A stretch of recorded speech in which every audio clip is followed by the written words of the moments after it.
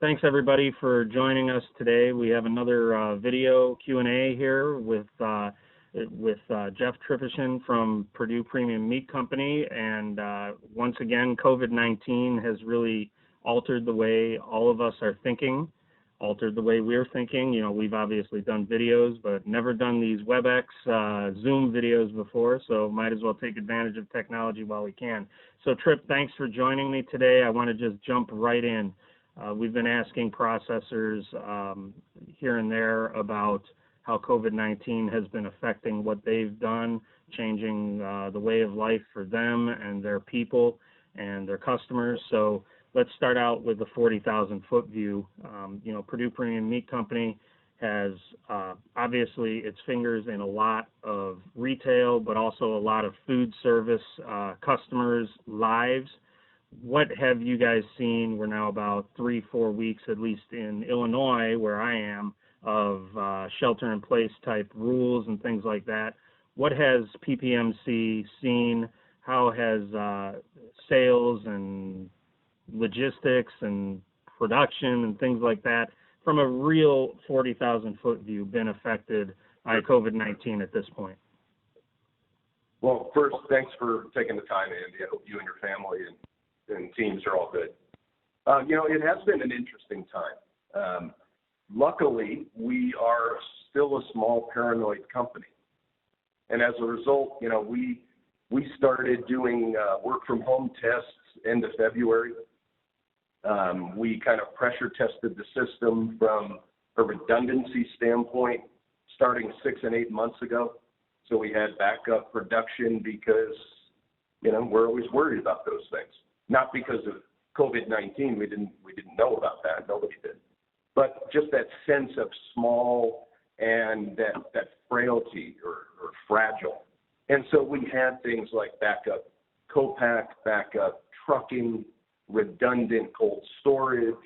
So we had already kind of pressure tested the system. We didn't think it would be to this extent. From a customer standpoint, gosh, our retail business, like everyone else, has just gone up dramatically. Our e-commerce partners up dramatically.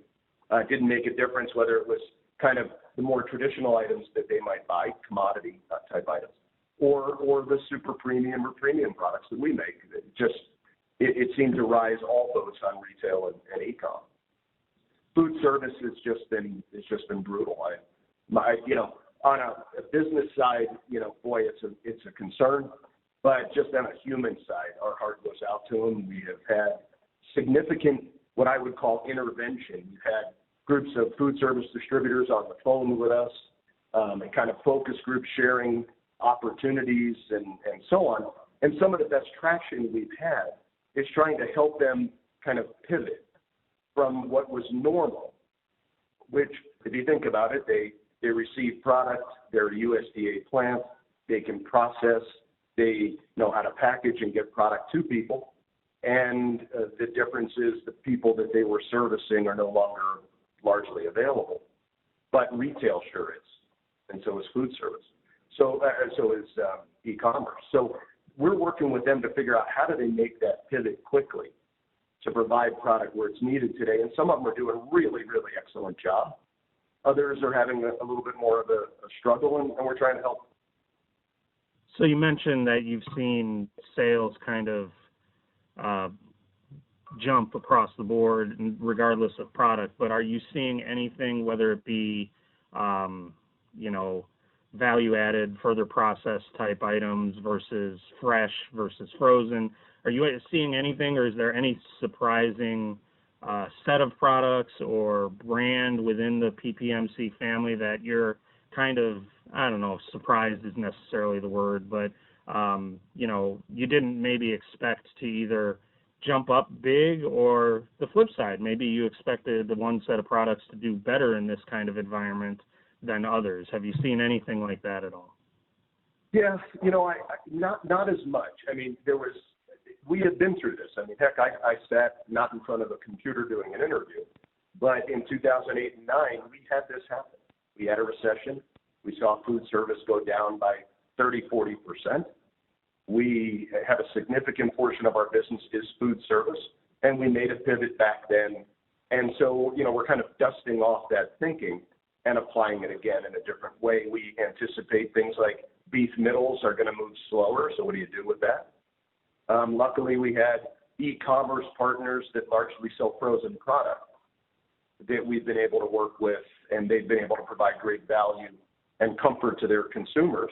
At the same time, we're long on the product, so it's a great position to be in a bad moment.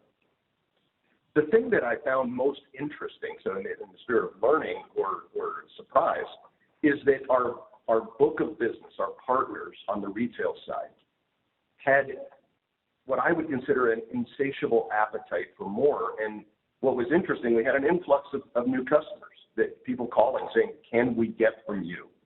And we had, in essence, an emergency meeting internally. And I said, look, we're going to service the people that brought us to the dance. Those customers that were here a month ago and a year ago, they will get first fill. And when that appetite is satisfied, we'll go and embrace new customers because we'd love to have them. And I was surprised at the appetite of the current customers, where they were doubling orders, and anybody in a value-added meat business doesn't have double the amount of supply sitting around.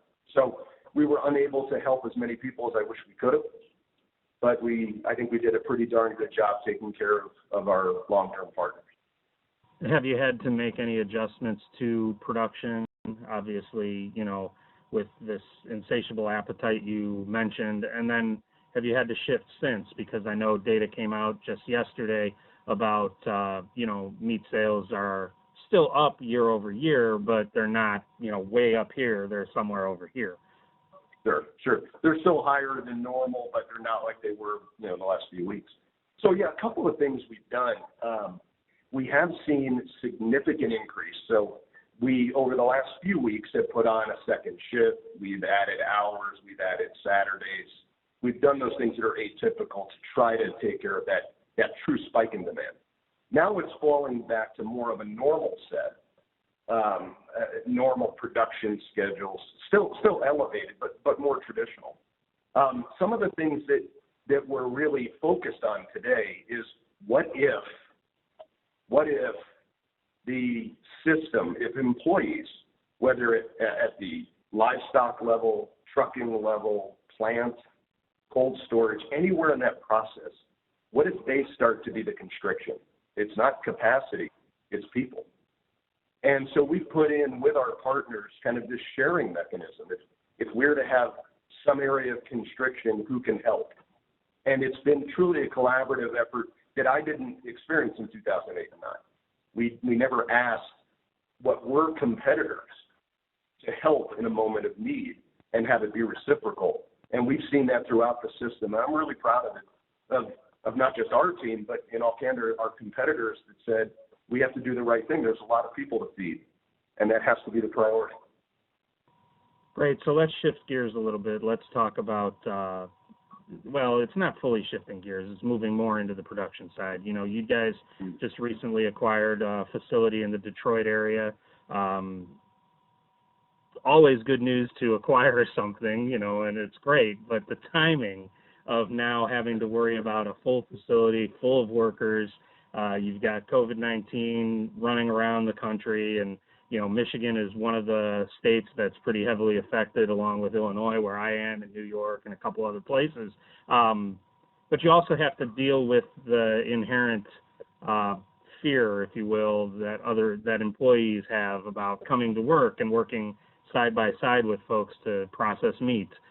Talk a little bit about that adjustment and what you guys have done at any of your facilities, really, in terms of the facilities you work with, to kind of help folks through it. Yeah, I'll give you. So we're really proud of the fact that we were able to acquire Alexander and Horning in Detroit. The timing is both fantastic as well as a little bit, I would say heartbreaking, because we acquired them on Monday. I think it was the middle of March. And it was right as things were starting to do shelter in place. I mean, it was rolling across the country, but boy, it was right there. And so we couldn't go out and really embrace the new employees the way we wanted to and have that true welcome. But what happened is a message was sent that I think was actually more powerful than a traditional welcome. We had HR people, we had 9 of them going to onboard 140 employees, and they drove.